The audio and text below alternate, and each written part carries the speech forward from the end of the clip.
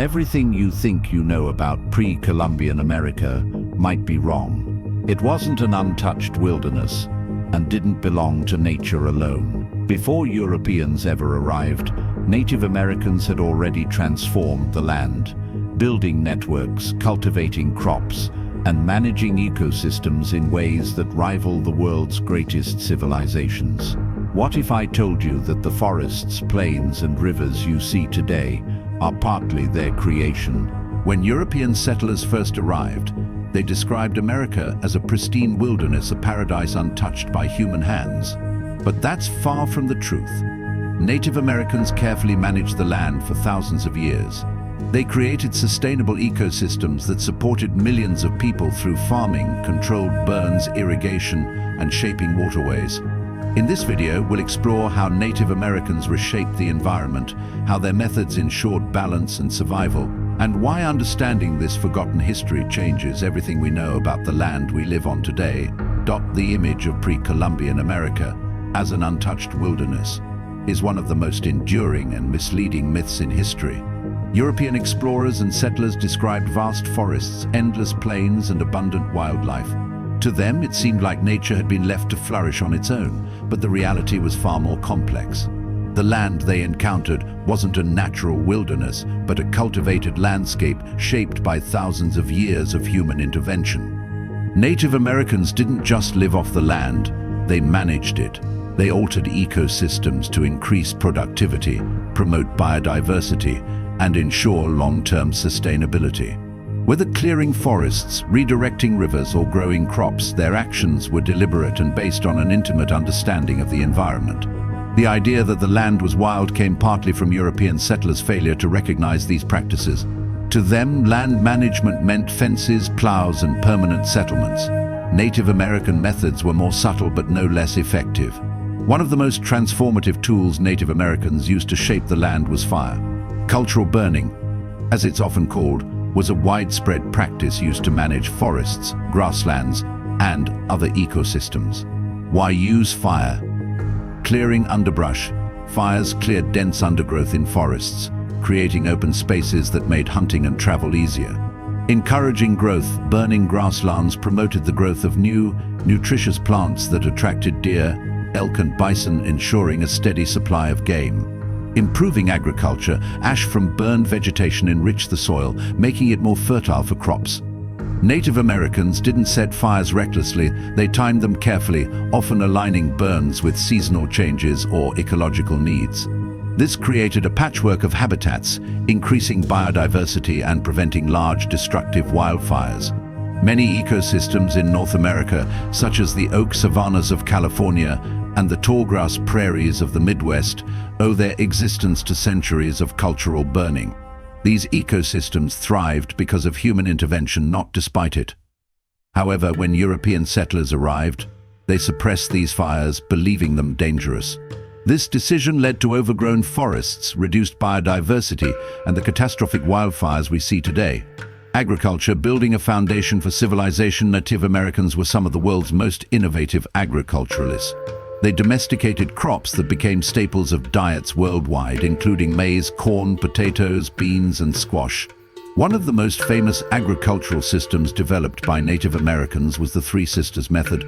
Corn grew tall, providing a natural trellis for beans. Beans fixed nitrogen in the soil, enriching it for other plants. Squash spread along the ground, preventing weeds and retaining moisture. This method wasn't just efficient, it was revolutionary.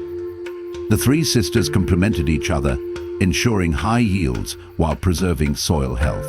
It allowed native communities to support large populations without depleting their resources. In areas with challenging terrain, Native Americans found creative ways to farm. Terracing. In the Andes, indigenous peoples built terraces into steep mountainsides to prevent soil erosion and maximize arable land. Irrigation. The Hohokam people of Arizona constructed over 500 miles of canals to bring water from rivers to their fields. These systems were so well designed that remnants of them are still visible today. Native agricultural techniques weren't just practical, they were sustainable. They ensured that land could remain productive for generations, a sharp contrast to the extractive practices introduced by European settlers.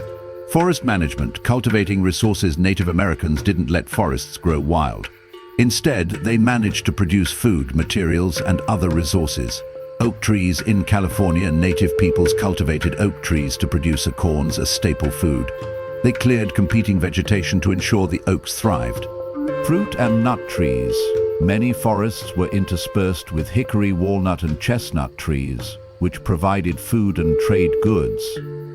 Forests also provided plants used for medicine, dyes, and construction. By encouraging the growth of certain species, Native Americans ensured a steady supply of these essential resources. By managing forests, Native Americans also influenced animal behavior. Open forest floors made hunting deer and other game easier, while specific plants were cultivated to attract birds and insects that played roles in pollination and pest control. Wetlands and waterways. Transforming aquatic environments, water was a lifeline for Native American communities, and they worked to shape and improve aquatic environments. Wetlands were transformed into productive ecosystems that provided food and materials. Wild rice. In the Great Lakes region, native peoples maintained wild rice beds, which became a staple crop. Waterfowl habitats. Wetlands were managed to attract ducks and other birds, ensuring reliable hunting opportunities. Native Americans built fish traps and weirs, structures placed in rivers to guide fish into shallow areas where they could be easily caught. This sustainable practice allowed them to harvest large fish without depleting populations. In some regions, Native Americans redirected rivers and streams to control flooding and irrigate crops. These projects required significant labor and cooperation and showcased their advanced engineering skills, shaping the plains, grasslands as human landscapes. The Great Plains are often considered a natural landscape, but Native Americans actively shaped them. Regular burning prevented the encroachment of forests, maintaining the vast prairies that supported bison and other grazing animals.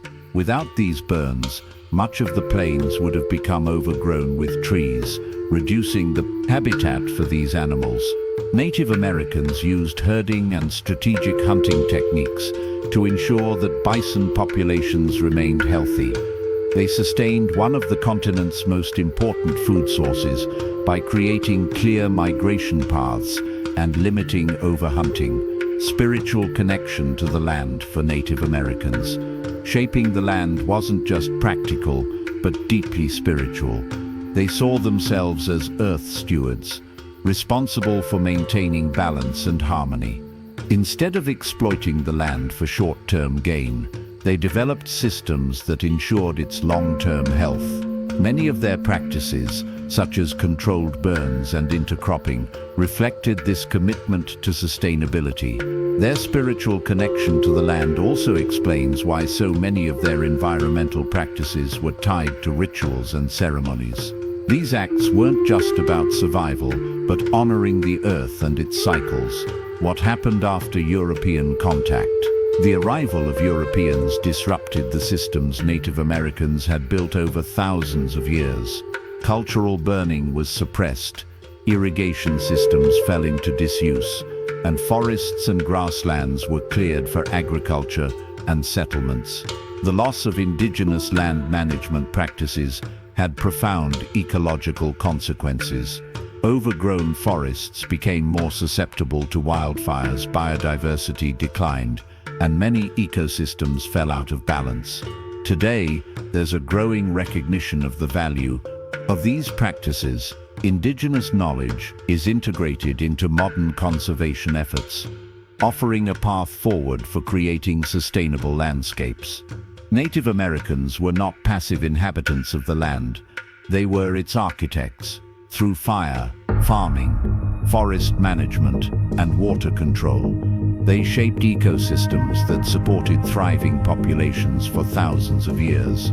Their legacy challenges the myth of the untouched wilderness and offers valuable lessons about sustainability and stewardship. Understanding how they shaped the land isn't just about the past, it's about rethinking our relationship with the environment today. Watch the next video to learn about America's landscape before Columbus, a natural paradise.